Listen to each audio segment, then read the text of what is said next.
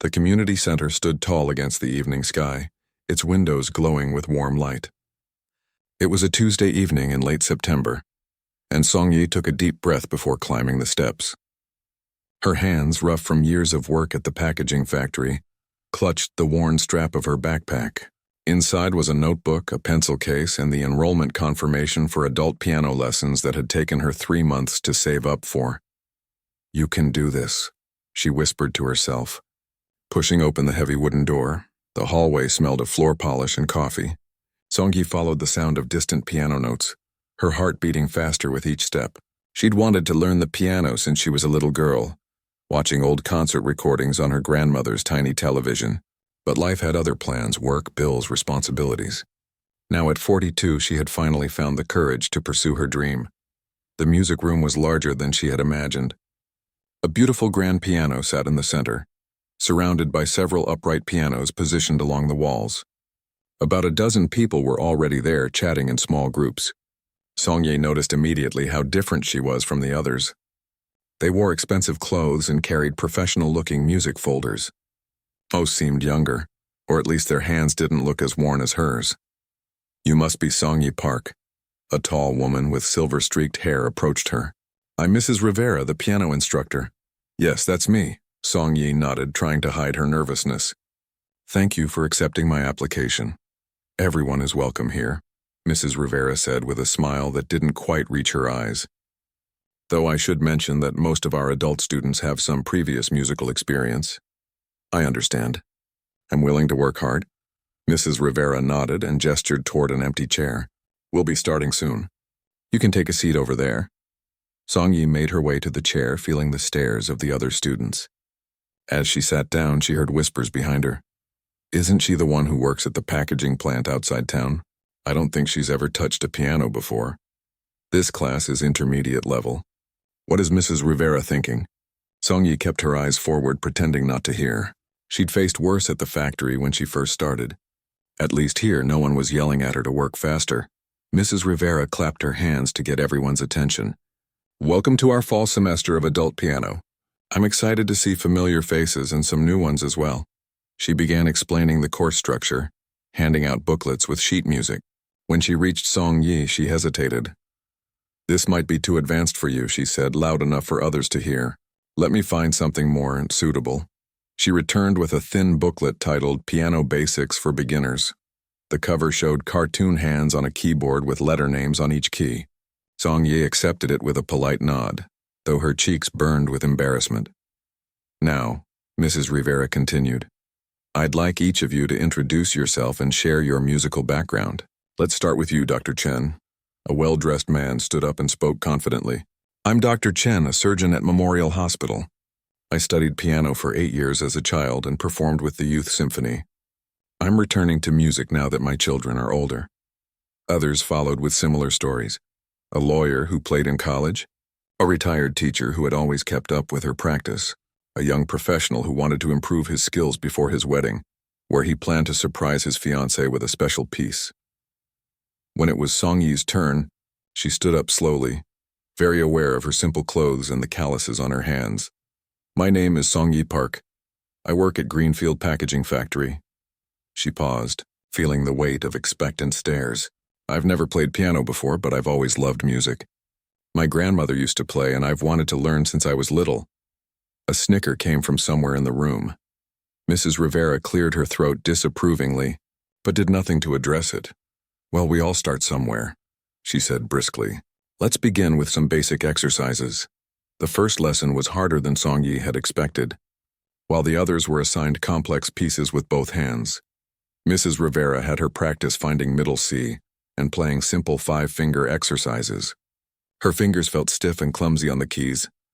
No, Mrs. Rivera sighed after Song-yi played the wrong note for the 3rd time. "Like this." She demonstrated the simple pattern again. From across the room came a barely whispered comment. "This is painful to watch." Someone else replied, "She'll quit after 2 weeks." They always do. Song-yi focused harder on the keys, trying to block out the voices. She'd faced mockery before, but something about this felt worse. These people didn't know anything about her. Her life, her struggles, or how long she'd waited for this chance. After an hour of practice, Mrs. Rivera had each student demonstrate what they had learned. The others played their pieces with varying degrees of skill, receiving encouraging comments and specific advice. When Song Yi's turn came, her hands trembled slightly as she placed them on the keys. She began the 5-note pattern Mrs. Rivera had taught her, concentrating intensely on each finger movement. She managed to get through it without mistakes, but her playing was mechanical and stiff. "Well, that's a start," Mrs. Rivera said with a tight smile. "You'll need to practice every day if you want to keep up with the class." As Song Yi returned to her seat, she heard open laughter from 2 women near the back of the room. One mimicked her hunched posture over the keys, while the other pretended to play with exaggerated clumsiness. The lesson ended with Mrs. Rivera assigning practice pieces for the week. Song Yi was given simple exercises while others received classical compositions by Bach and Mozart. "Remember, our first recital will be in 3 months," Mrs. Rivera announced. "Everyone is expected to perform." As the students packed up their things, Song Yi approached Mrs. Rivera with her practice book open. "Excuse me," she said quietly. "Could you explain this notation again? I want to make sure I practice correctly at home." Mrs. Rivera looked surprised. "You're planning to continue?" "Of course," Song Yi replied. "I've waited too long for this opportunity to give up after one lesson." Something in Mrs. Rivera's expression softened slightly. "The symbols show which fingers to use. 1 is your thumb, 5 is your pinky," she demonstrated quickly. "Practice these 2 pages for next week. Is there anything else I could work on?" Song Yi asked. "I want to improve as quickly as possible." Mrs. Rivera hesitated, then pulled out another booklet from her bag. "These are more advanced exercises. They'll help with finger strength and coordination, but don't expect miracles. Learning piano takes years." "Thank you," Song Yi said, carefully placing both booklets in her backpack. As she left the community center, the night air felt cool against her face. The laughter and dismissive comments still echoed in her mind. But alongside them was the memory of how the piano keys had felt under her fingers. Cool, smooth, and full of possibility. She caught the last bus home, sitting near the back where she could look out at the passing streetlights. Her apartment was on the other side of town, a small 1-bedroom place with thin walls and temperamental heating. It wasn't much, but it was hers. When she finally arrived home, Song Yi set her backpack on the kitchen table and made herself a cup of tea. Her fingers were sore from the unfamiliar movements, but it was a good kind of soreness, like the promise of something new taking shape. From under her bed, she pulled out a cardboard box and opened it carefully. Inside was a second-hand electronic keyboard she'd bought from the thrift store with 3 months of carefully saved tip money. It wasn't a real piano. The keys were lighter and narrower, and it only had 5 octaves instead of the full 7, but it would have to do. She set it up on her kitchen table, plugged in the headphones so she wouldn't disturb her neighbors, and opened her practice book to the first page. The simple exercises looked back at her, challenging in their unfamiliarity. Song Yi flexed her fingers, remembering the laughter, the whispers, the looks. Then she placed her hands on the keys and began to play, note by note, again and again, until the clock on her microwave showed 1:30 a.m. Tomorrow would bring another long shift at the factory, standing for hours at the packaging line. Her back would ache, her feet would throb, and her hands would handle hundreds of boxes. But for now, in the quiet of her small apartment, with only the soft click of plastic keys in her ears, Song Yi allowed herself to dream of music flowing from her fingertips. One day, she promised herself, they would see her differently. One day they would listen. The alarm clock buzzed at 5:00 a.m. Song Yi's hand reached out from beneath the blanket, finding the button by memory. Her fingers were stiff and slightly sore from last night's 3 hours of practice. For a moment, she lay still, listening to the quiet of her apartment before the world woke up. Outside, the sky was still dark as she walked to the bus stop. The morning air had a chill that hinted at the coming winter. Song Yi pulled her jacket tighter and flexed her fingers inside her pockets. The factory shift would start at 7 a.m., but she had learned long ago that arriving early meant a better chance of getting overtime when someone called in sick. "Morning. Song Yi," called Hector, the security guard at Greenfield Packaging. He was always kind to her, one of the few people who bothered to learn her name properly. "Good morning," she replied with a small smile. "Is Luis working today?" "Called in sick again. His kid has the flu. Song-yi nodded. I can cover his station if Mr. Patterson needs someone. Hector gave her a knowing look. Always hunting for those extra hours, huh? Don't work yourself to death. The piano isn't going to pay for itself, she said, tapping her time card. The factory floor was a maze of conveyor belts, packaging machines, and stacks of cardboard. Song-yi had worked here for 11 years now, starting at the lowest position and slowly working her way up to line supervisor for the afternoon shift. The morning shift was just for extra money. Money that now went toward piano lessons instead of savings. Her co-workers knew about her new classes. Some thought it was sweet, an older woman pursuing a childhood dream. Others found it funny, especially those who had heard her singing off-key during company events. How were the fancy piano lessons? Asked Diane from the next packaging line, not looking up from the boxes she was sealing. Good, Song-yi answered simply, not wanting to invite more questions. My niece took piano for a while. Quit after 6 months. Said it was boring. Song-yi just nodded, focusing on her work. The morning passed in a blur of cardboard boxes, packing tape, and the steady rhythm of the conveyor belt. During her lunch break, she sat alone in the corner of the break room, a sandwich in one hand and her piano practice book in the other. Her lips moved silently as she counted out the beats, her left hand tapping rhythms on her knee. What are you doing? Song-yi looked up to see Miguel, one of the delivery drivers, watching her with curious eyes. Practicing, she said, slightly embarrassed. I'm taking piano lessons. No kidding? My grandmother played piano at her church for 40 years. Started when she was 52. Really? Song-yi perked up. Did she find it hard to learn? Miguel laughed. Oh, she was terrible at first. The pastor asked her to practice with the door closed for the first year. But she stuck with it. For the first time that day, Song-yi felt a flicker of hope. And she got better? Good enough to play every Sunday for 4 decades. He glanced at her book. Those finger exercises look familiar. She used to do them while watching TV. After work, Song-yi headed straight home. There were only 5 days until the next piano lesson, and she was determined to master the exercises Mrs. Rivera had assigned. Her tiny apartment welcomed her with silence. No roommates, no pets, just the space she had created for herself. She changed out of her work clothes, made a quick dinner of rice and vegetables, and set up her keyboard on the kitchen table. The plastic keys were nothing like the beautiful piano at the community center, but they would have to do. She put on her headphones and began to play. 1 hour passed, then 2. Her neighbors came home, their footsteps heavy on the ceiling above. Sometimes they complained about her playing, even though she always used headphones. The walls in the building were thin, and they said the clicking of the keys kept their baby awake. Song-yi had adjusted her practice schedule, playing only when they were out or before their baby's bedtime.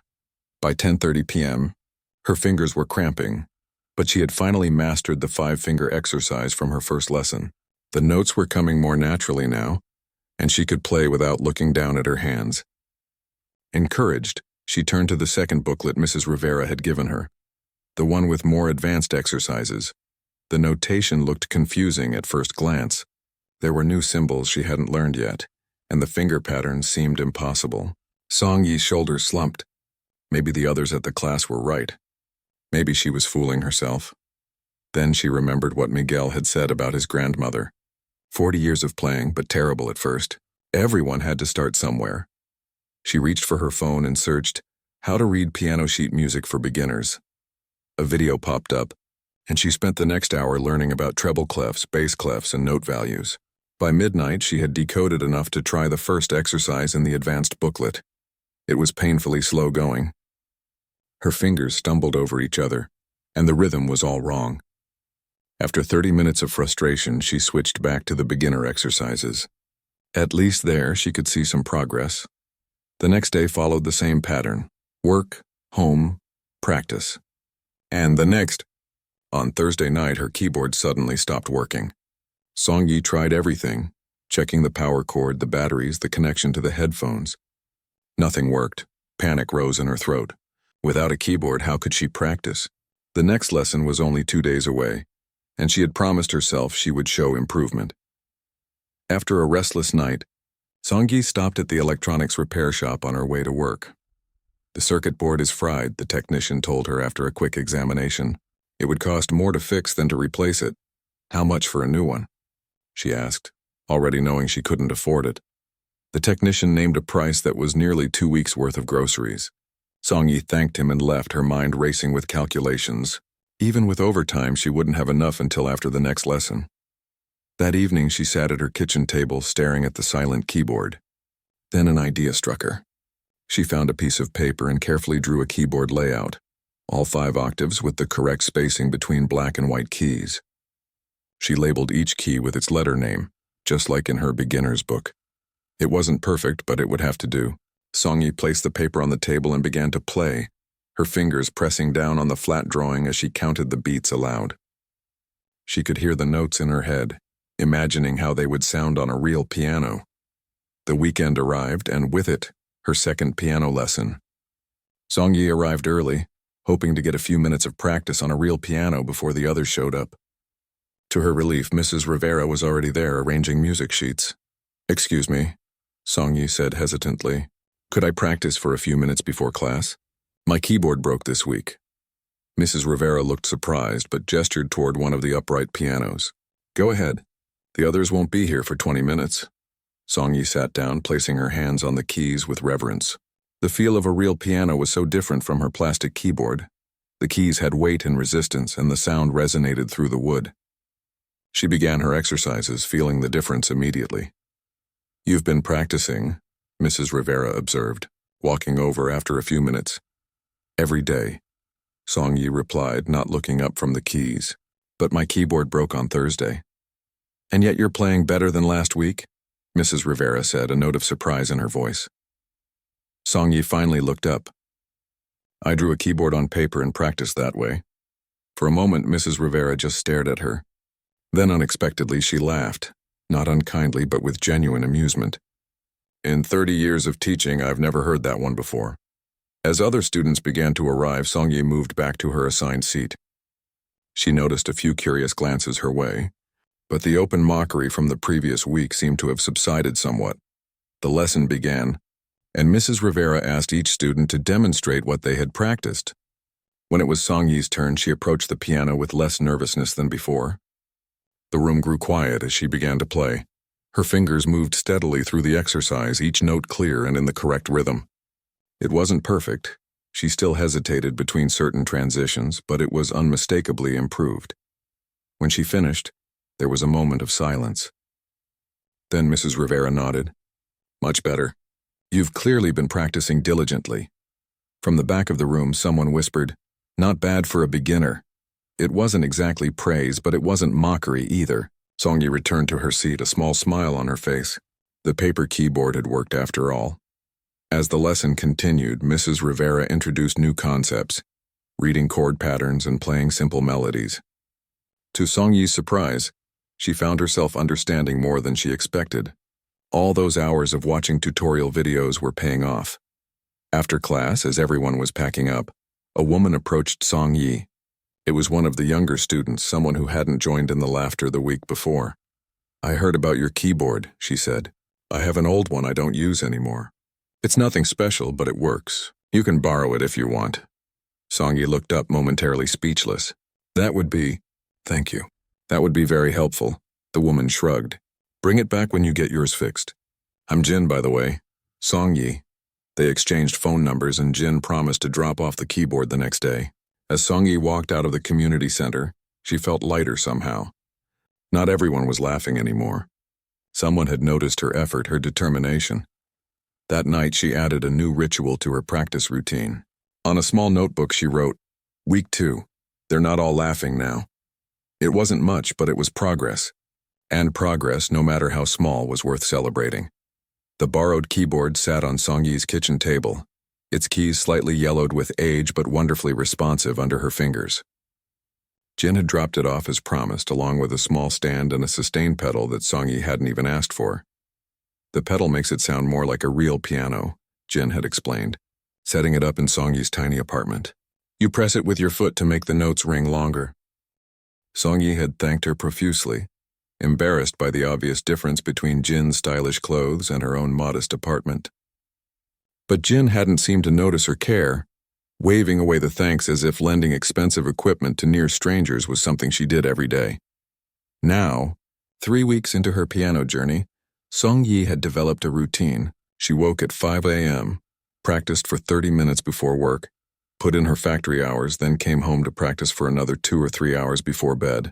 Her fingers were developing calluses in new places, different from the work-hardened spots she'd earned at the factory. Tonight was different, though. Mrs. Rivera had made an announcement at the end of their last class that had changed everything. "In 8 weeks, we'll have our winter recital," she had said, handing out pamphlets. "Each of you will perform a piece that demonstrates what you've learned this semester." The pamphlet showed a grand piano on a stage, with an audience seated in neat rows. Song Yi had stared at it all through her bus ride home, her stomach nodding with a mixture of excitement and terror. A real performance, in front of people. People who would expect her to play well.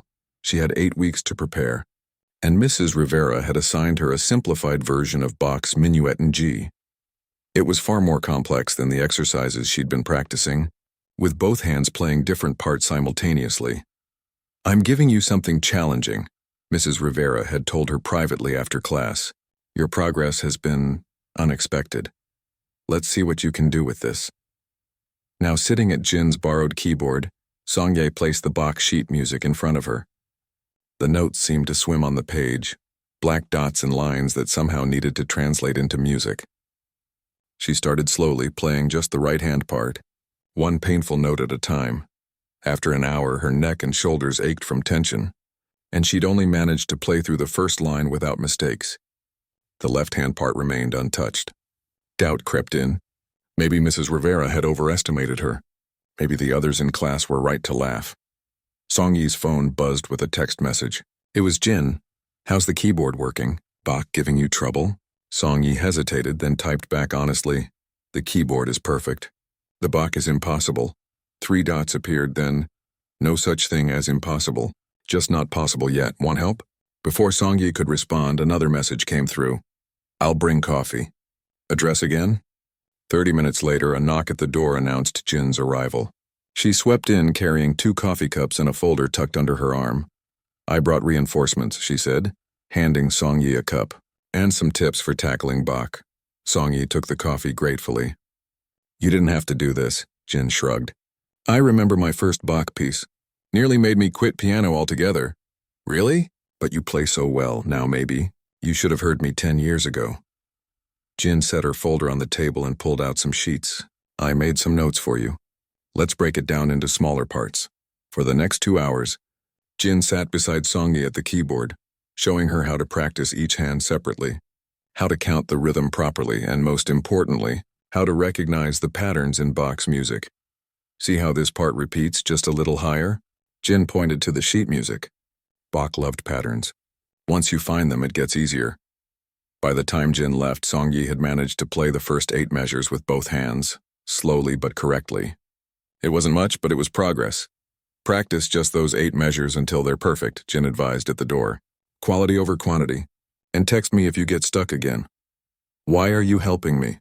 Song Yi asked suddenly. "The others in class." Jin's expression turned serious. "Not everyone thinks like them. Some of us remember what it's like to be beginners." She smiled then. "Besides, I've seen how hard you work. You deserve a chance." The next morning, Song Yi woke before her alarm, the Bach melody playing in her head. She practiced her 8 measures before work, humming the tune as she walked to the bus stop.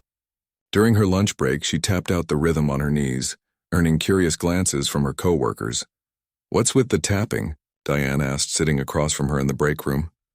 "I'm learning a new piece," Song Yi replied. "For a recital." "A recital? Like on stage?" Song Yi nodded. Diane raised her eyebrows. "Wow, didn't think you were that serious about this piano thing." "Neither did I," Song Yi admitted. "But I'm enjoying it more than I expected." That evening, she tackled the next 8 measures of the Bach piece, applying Jin's advice about looking for patterns. To her surprise, it was easier this time. The patterns were there just as Jin had said, and once she recognized them, her fingers found the keys more naturally. Days passed, then weeks. Song Yi's progress was steady if slow. She practiced during every free moment, before work, during breaks, late into the evening. The Bach piece gradually took shape under her fingers, no longer a jumble of notes but an actual melody with harmony. At her weekly lessons, Mrs. Rivera noticed the change. "You're developing a good touch," she commented during their 6th lesson. "Your rhythm is more consistent now." The other students noticed too. The outright mockery had stopped, replaced by occasional nods of acknowledgement or brief comments about her progress. She wasn't one of them, not yet, but they no longer looked at her as if she didn't belong. 5 weeks before the recital, Mrs. Rivera announced they would begin rehearsing in the actual performance space, the community center's small auditorium. "It's important to practice in the space where you'll perform," she explained. "The acoustics are different. The piano is different. Even the feeling of being on stage is different." The following Saturday, Song-yi arrived at the community center early, hoping for extra practice time on the auditorium piano. To her surprise, Mrs. Rivera was already there, arranging chairs. "Good morning," Song-yi said, setting down her bag. "May I practice before the others arrive?" Mrs. Rivera looked up. "That's why I'm here early too. I wanted to give you some additional time. The auditorium piano is a full grand. It will feel different from the uprights you've been practicing on." Song-yi followed Mrs. Rivera onto the stage, where a gleaming black grand piano stood with its lid raised. It was larger and more imposing than any piano she had played before. "Go ahead," Mrs. Rivera gestured to the bench. Song-yi sat down carefully, feeling small next to the magnificent instrument. The keys were heavier than the upright pianos, requiring more strength to press down. When she played the first notes of her Bach piece, the sound resonated through the empty auditorium in a way she had never experienced before. "The action is heavier," Mrs. Rivera noted, watching Song-yi's hands. "You'll need to adjust your touch." For the next 30 minutes, Mrs. Rivera worked with Song-yi on adapting to the grand piano. She corrected her posture, adjusted her hand position, and showed her how to use the pedals effectively. "Why are you giving me extra help?" Song-yi asked during a pause. Mrs. Rivera was silent for a moment. "When you first came to class, I thought you wouldn't last a month. Many adult beginners don't. They have romantic ideas about playing piano, but give up when they realize how much work it takes." She looked directly at Song-yi. "You proved me wrong. You've put in more practice hours than students who've played for years." Song-yi felt a warmth spread through her chest at the unexpected praise. "Don't misunderstand," Mrs. Rivera added quickly. "You still have a long way to go, but your dedication deserves recognition and support." By the time the other students arrived for the rehearsal, Song-yi had grown more comfortable with the grand piano. Her Bach piece still wasn't perfect, but it was recognizable, and she could play through it without stopping. Each student took a turn on stage, playing their assigned pieces. Some played confidently, years of training evident in their technique. Others struggled with nerves, making mistakes they wouldn't normally make in the classroom. When it was Song-yi's turn, she walked onto the stage with her sheet music clutched tightly in her hand. The seats were empty except for her classmates, but she could imagine them filled with strangers, all watching her, judging her. She sat down at the piano, placed her music on the stand, and took a deep breath. Her hands were shaking slightly as she positioned them over the keys. "Take your time," Mrs. Rivera called from the front row. "Remember to breathe." Song-yi nodded, closed her eyes for a moment, then began to play. The opening measures flowed from her fingers just as she had practiced them, hundreds of times on Jin's keyboard and the classroom pianos. The grand piano responded to her touch, filling the auditorium with clear, resonant notes. Halfway through, she made a mistake. Her left hand hit a wrong chord. For a split second, panic threatened to derail her completely, but she remembered Jin's advice. "If you make a mistake, don't stop. Keep going. Most people won't even notice if you don't draw attention to it." Song-yi kept playing, finding her place again, continuing through to the end of the piece. The final notes hung in the air for a moment before fading away. There was silence, then applause. Polite, not enthusiastic, but sincere. Song-yi looked up to see her classmates watching her with expressions ranging from surprise to grudging respect. "Much improved," Mrs. Rivera said, making a note on her clipboard. "Work on the middle section where you had trouble, and try to relax your shoulders more." As Song-yi left the stage, Jin caught her eye and gave her a subtle thumbs up. From the back row, Dr. Chen, the surgeon who had seemed so dismissive in the first class, nodded slightly in acknowledgement. They weren't laughing anymore. They were listening. Later that evening, as Song-yi practiced the troublesome middle section of her piece, her phone buzzed with a notification. It was from the community center's website. The recital poster had been uploaded, listing all the performers and their pieces. There, among names of people who had played piano for years, was hers. Song-yi Park, J.S. Bach, Minuet in G. Seeing her name in print made it real in a way nothing else had. In 3 weeks, she would play Bach on a grand piano in front of an audience. People would come to hear her, a factory worker with calloused hands who had never touched a piano until 3 months ago. The thought was terrifying and wonderful. 1 week before the recital, disaster struck. Song-yi was at work, packing boxes on the factory line when a heavy shipping crate slipped from the forklift. She jumped back, but not quickly enough. The corner of the crate caught her right hand, sending a sharp pain through her fingers. "You okay?" shouted Miguel from across the floor, already rushing toward her. Song-yi looked down at her hand. Her fingers were turning red and beginning to swell, especially her ring finger and pinky. She tried to move them and winced at the pain. "I need to see the nurse," she said quietly, cradling her hand against her chest. The company nurse examined her hand carefully, bending each finger and watching Song-yi's face for reactions.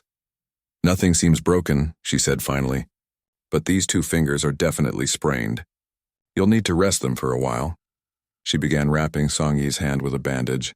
"No heavy lifting for at least 2 weeks. I'll let your supervisor know." 2 weeks? Song-yi's voice cracked slightly. "But I have a piano recital next Saturday." The nurse paused, looking up from her work. "A piano recital?" "Yes, my first one." The nurse shook her head sympathetically. "I'm sorry, but playing piano would put too much strain on these tendons.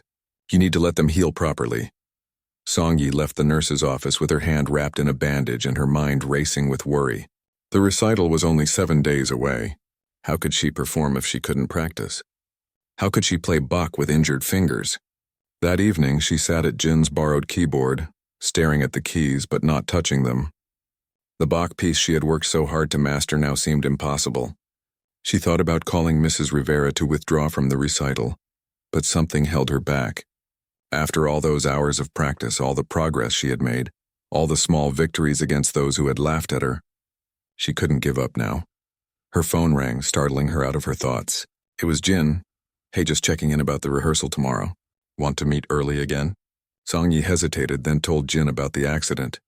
"Oh no," Jin said, concern clear in her voice. "How bad is it?" "The nurse says 2 weeks of rest. The recital is in 1.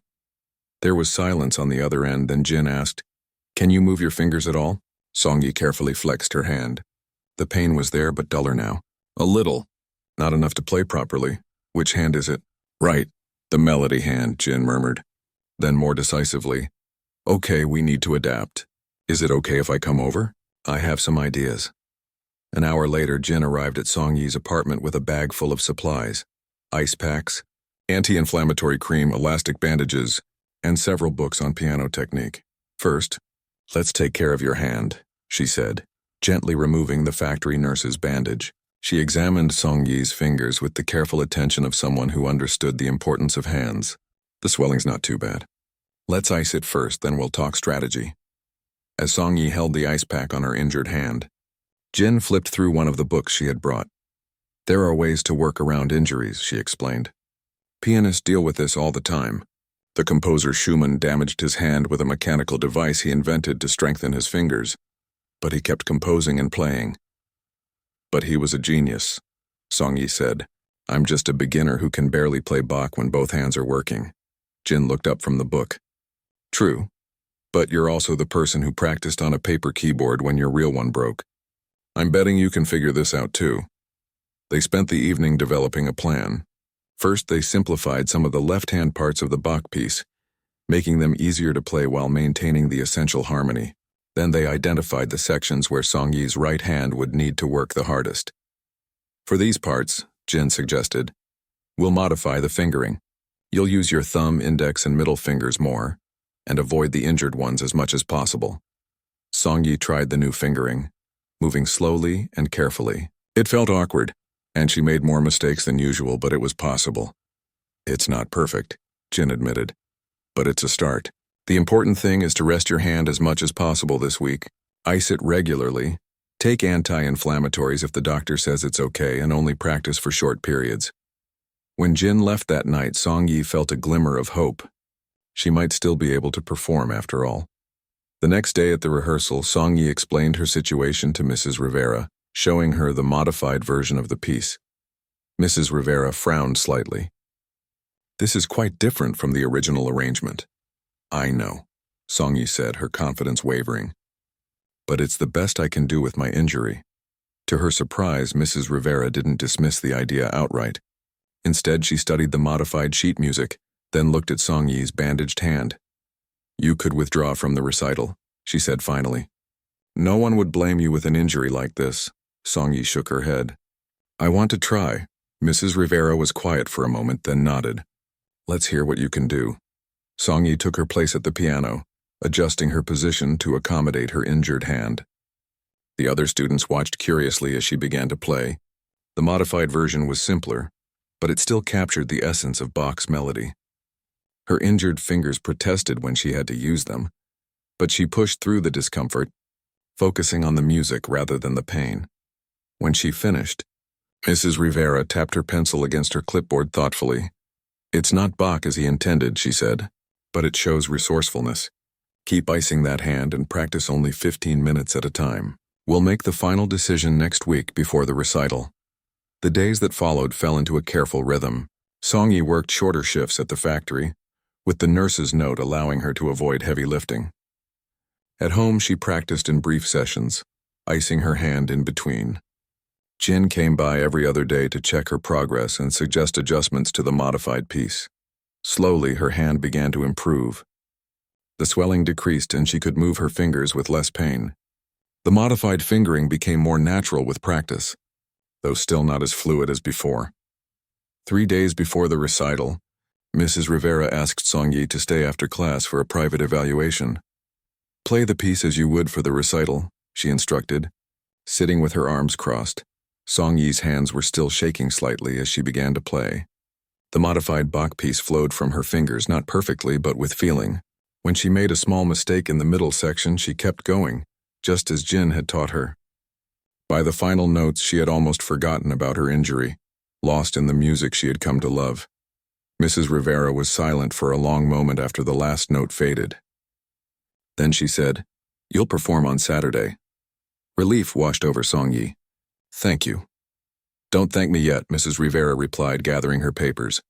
"It's still not the piece as written, but it shows something just as important as technical skill." She looked directly at Song-yi. "It shows perseverance." The day of the recital arrived clear and cold. Song-yi woke early, her mind already racing with nervous energy. She unwrapped the bandage on her hand, flexing her fingers carefully. The swelling was almost gone, though a dull ache remained when she moved her ring finger and pinky. It would have to be enough.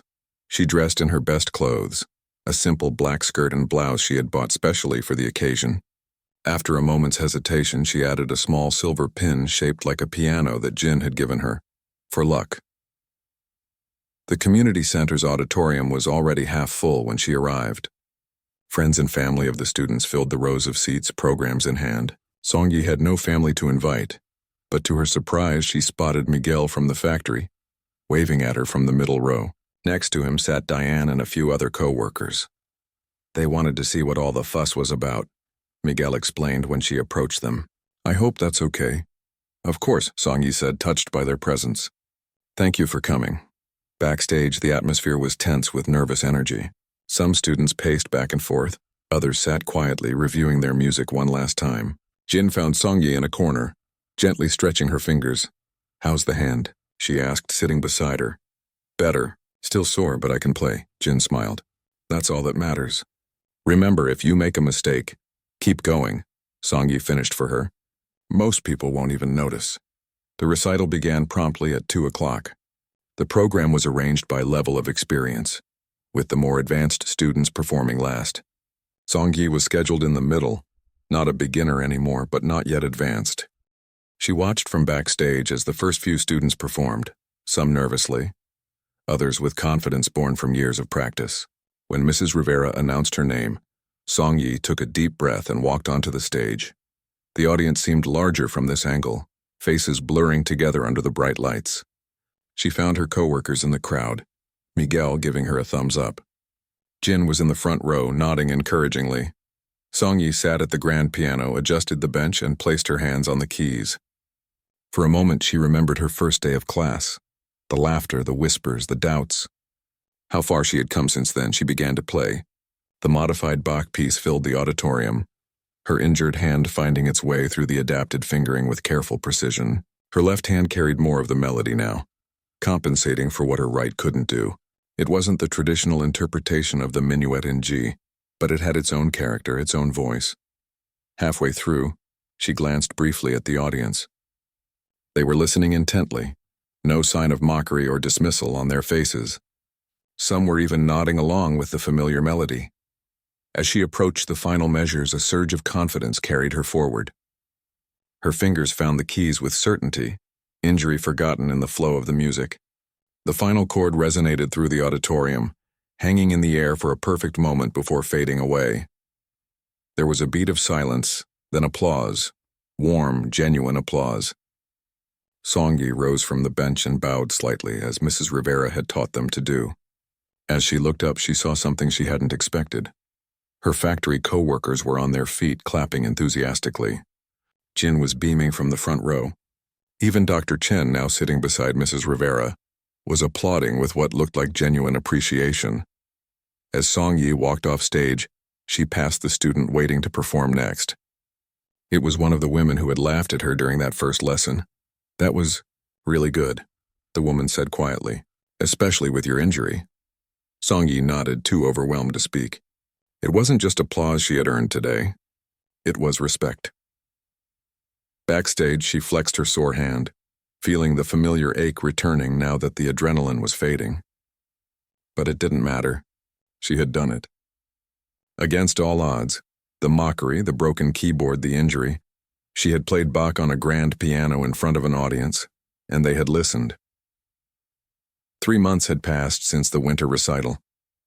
The bitter cold of December had given way to the tentative warmth of early spring, and Songyi's life had changed in ways she couldn't have imagined that first day she walked into the community center. She stood outside Mrs. Rivera's classroom, listening to the familiar sounds of piano practice drifting through the closed door. The spring semester had started 2 weeks ago, but Songyi hadn't been there for the first class, or the second. Today would be her first day back, and she clutched a small envelope in her hands, turning it over nervously as she gathered her courage to go inside. The door opened suddenly and Mrs. Rivera appeared, keys in hand. "Songyi," she said, surprise evident in her voice. "I didn't expect to see you today." "I'm sorry I missed the first 2 classes," Songyi began. "There have been changes." Mrs. Rivera nodded, gesturing for Songyi to follow her into the empty classroom. "Jin mentioned you might not be continuing this semester." "That's what I came to talk about," Songyi said, holding out the envelope. "I wanted to return this in person." Mrs. Rivera took the envelope, her expression curious. Inside was a check, the full amount for Jin's keyboard, which Songyi had finally been able to save enough to buy. "Jin wouldn't take any money for it," Songyi explained. "But it doesn't feel right to keep it without paying. Could you give this to her? She hasn't been answering my calls." Mrs. Rivera set the envelope down on the piano. "She's been busy. Her father's health took a turn, and she's been traveling back and forth to help with his care." She studied Songyi's face. "But that's not the only reason you came, is it?" Songyi took a deep breath. "No, I wanted to tell you in person why I won't be continuing the lessons." "I assumed it was financial," Mrs. Rivera said. "After the factory cutbacks." "It's not that," Songyi interrupted. "Well, not just that. I've been offered a position at the children's center across town, teaching basic piano to beginners." Mrs. Rivera's eyebrows rose in surprise. "Teaching? After only 6 months of learning yourself?" "That's what I said," Songyi replied with a small smile. "But they were at the recital, the director and her assistant. They heard me play the modified Bach piece with my injured hand. Afterward, they approached me and asked if I'd be interested in working with children who face challenges." "What kind of challenges?" "Physical disabilities, mostly. Children who need adaptive methods to learn music. They said my performance showed exactly the kind of creative problem-solving they look for in teachers." Song-yi looked down at her hands, which still bore the calluses of factory work. They said sometimes the best teachers are those who had to find their own way. Mrs. Rivera was quiet for a moment, then walked to the filing cabinet in the corner. She pulled out a folder and brought it back to where Song-yi stood. "I was going to mail this to you," she said, opening the folder. "Your assessment from last semester." Song-yi took the paper hesitantly. Her eyes widened as she read Mrs. Rivera's comments. "Exceptional dedication. Creative adaptation to obstacles. Natural teaching instincts when helping fellow students." She looked up in surprise. "You wrote this before the recital?" Mrs. Rivera nodded. "I've been teaching for 30 years, Song-yi. I can recognize a natural educator when I see one." She closed the folder. "The Children's Center is making a wise choice. But I've barely started learning myself," Song-yi protested. "There's so much I don't know. And that humility is exactly why you'll be a good teacher," Mrs. Rivera replied. "The best teachers never stop being students themselves." She walked to the piano and sat down, patting the bench beside her. "Tell me about this position." Song-yi sat beside her former teacher, the familiar smell of polish and old sheet music bringing back memories of her first days in this room. "It's part-time to start, just weekends. The pay isn't much, but if it works out, they might have a full-time position in the fall. I'd be working with small groups teaching the very basics, and the factory? Still there for now. They cut my hours after the holiday rush anyway." Song-yi flexed her right hand, which had healed completely but sometimes still ached when the weather changed. "It feels strange, being asked to teach something I barely know myself." Mrs. Rivera's fingers moved across the keys, playing a simple melody that Song-yi recognized from her first lessons. "Do you remember how you felt that first day?" When the others laughed. Song-yi nodded, the memory still sharp despite the months that had passed. "And do you remember what you did afterward? The paper keyboard? The hours of practice? The way you adapted when your hand was injured?" Mrs. Rivera stopped playing and turned to face her. "Those experiences are what these children need.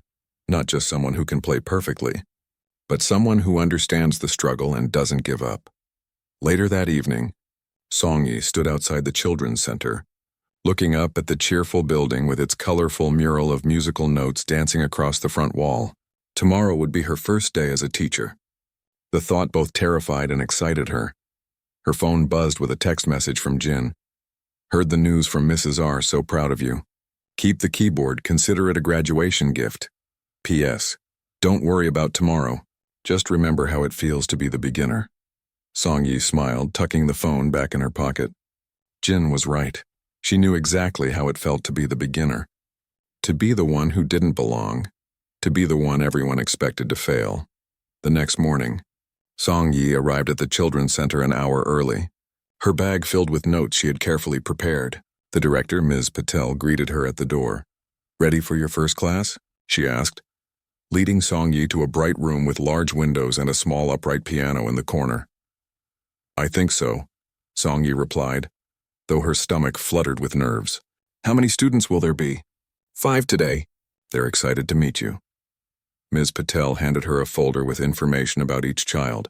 They all face different challenges, but they share a love of music. Song-yi read through the folder as she waited for her students to arrive. One boy had cerebral palsy that affected his fine motor control. A girl was missing 3 fingers on her left hand. Another child had a learning disability that made reading music notation difficult. Each profile included notes on their interests, their strengths, and the specific challenges they faced with traditional music learning. As she read, Song-yi began to understand why Ms. Patel had approached her after the recital. These children needed someone who understood that music didn't have to be played in just one way, that there were many paths to creating beauty.